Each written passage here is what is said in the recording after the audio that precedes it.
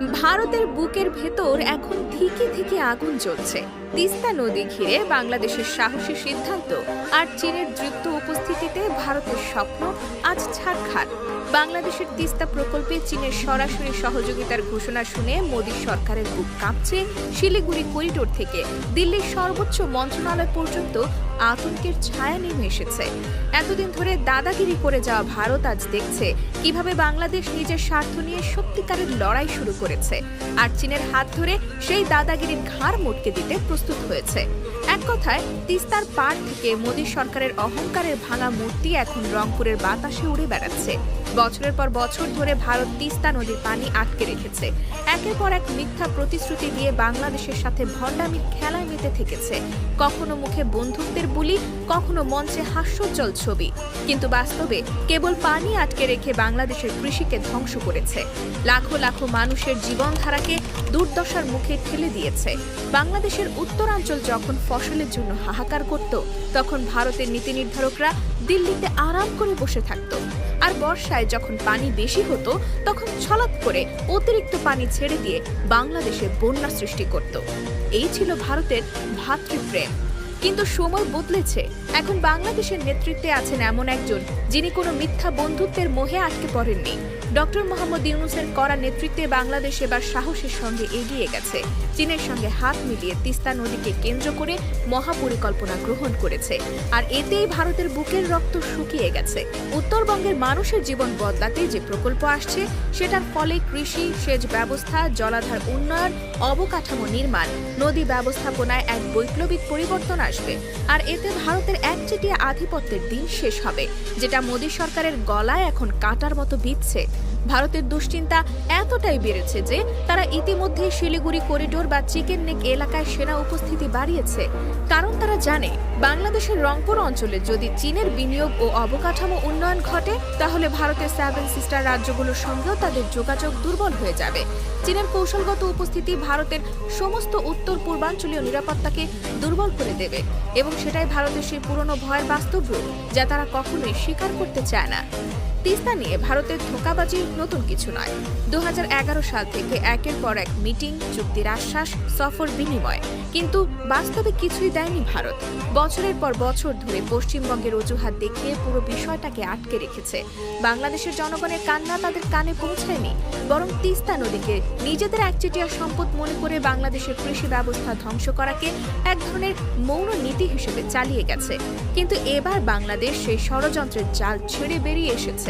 চীনের সঙ্গে বাংলাদেশের এই নতুন সংযোগ শুধু তিস্তা প্রকল্পে থেমে থাকবে না, এটা হবে বাংলাদেশ চীন অংশীদারিত্বের নতুন যুগের সূচনা। বাংলাদেশের উত্তরাঞ্চলের অবকাঠামো উন্নয়ন, পরিবহন নেটওয়ার্ক শক্তিশালীকরণ, কৃষি প্রযুক্তি উন্নয়ন, সবকিছুতে চীনের অংশীদারিত্ব বাড়বে। ভারতের যে ভয় আজ তাদের চোখে মুখে স্পষ্ট, সেটি বাস্তবে রূপ নিতে এখন আর বেশি সময় লাগবে না। ভারতের মিডিয়াগুলো ইতিমধ্যেই হাহাকার শুরু করেছে।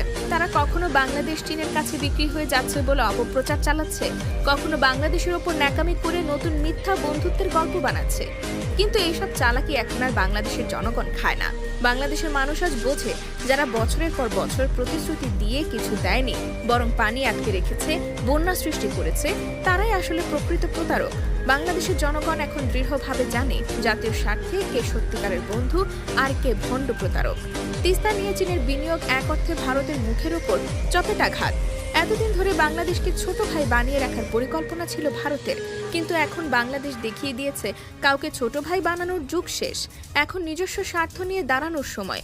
আর এই শক্ত অবস্থান ভারতের জন্য সবচেয়ে বড় আতঙ্ক।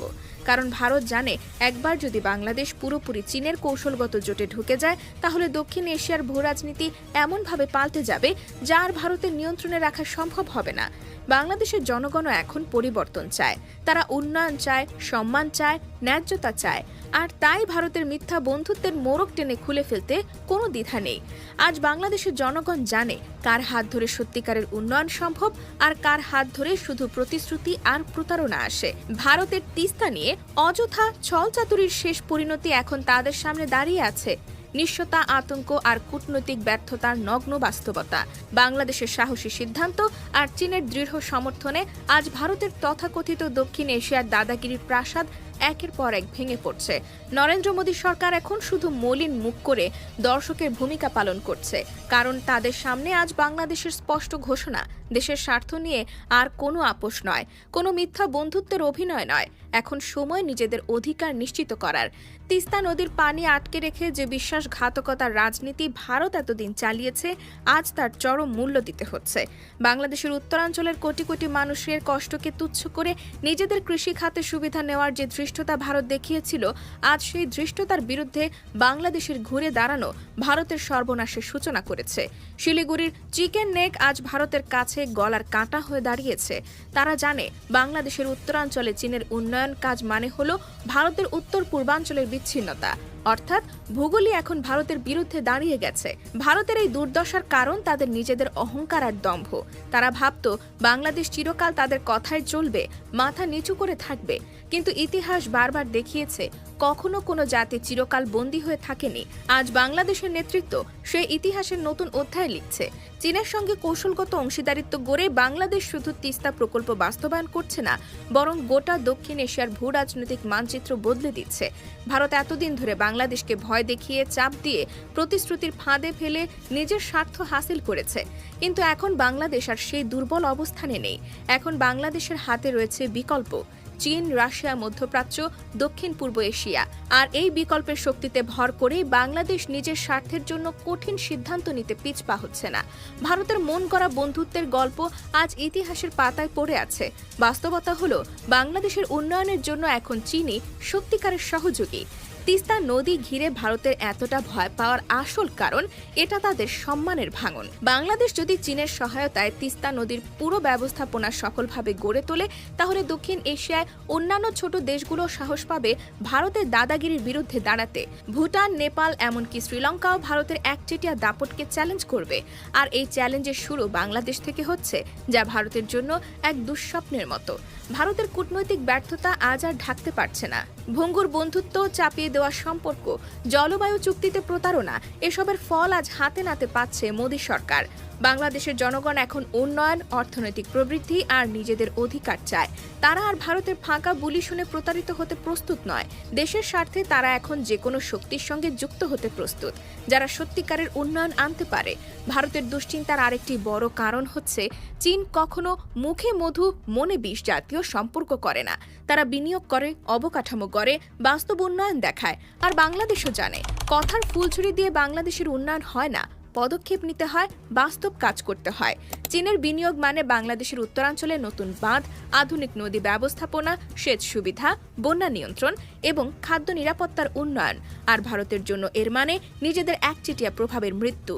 আজ ভারতের মিডিয়া যতই প্রচারণা চালাক না কেন, বাংলাদেশের জনগণ জানে কারা প্রতিশ্রুতি দেয় আর কারা কাজ করে। ভারতের সময় ফুরিয়েছে। এখন দক্ষিণ এশিয়ায় নেতৃত্বের ব্যাটন বদলাচ্ছে। আর এই পরিবর্তনের কেন্দ্রে রয়েছে বাংলাদেশ, একটি আত্মবিশ্বাসী, সাহসী, স্বাধীন বাংলাদেশ। তিস্তা প্রকল্প বাংলাদেশের জন্য এটি একটি জাতীয় স্বার্থের জন্য সাহসিকতার মূর্ত প্রতীক। এটি প্রমাণ করছে বাংলাদেশ মাথা নত করে বাঁচবে না, বাংলাদেশ নিজের শর্তে এগিয়ে যাবে। এবং যদি ভারতের মতো প্রতারক প্রতিবেশী এই পথে বাধা হয়ে দাঁড়ায়, তাহলে সেই প্রতিবেশীকে ইতিহাসের আস্থা করে ঠেলে দিতে একটুও দেরি করবে না বাংলাদেশ। আজ ভারতের মাথায় হাত পড়েছে, ঘুম হারাম হয়েছে, আর বাংলাদেশ তার ইতিহাসের অন্যতম সাহসী পদক্ষেপ নিয়ে এগিয়ে চলেছে, চীনের বন্ধুত্বে, নিজের জনগণের স্বপ্ন নিয়ে। সময় বদলেছে, বাংলাদেশ আর কারো করুণা চায় না। বাংলাদেশ এখন নিজের ভাগ্য নিজেই করে নেয়। আর এই সত্য ভারত যত দ্রুত বুঝবে, ততই মঙ্গল।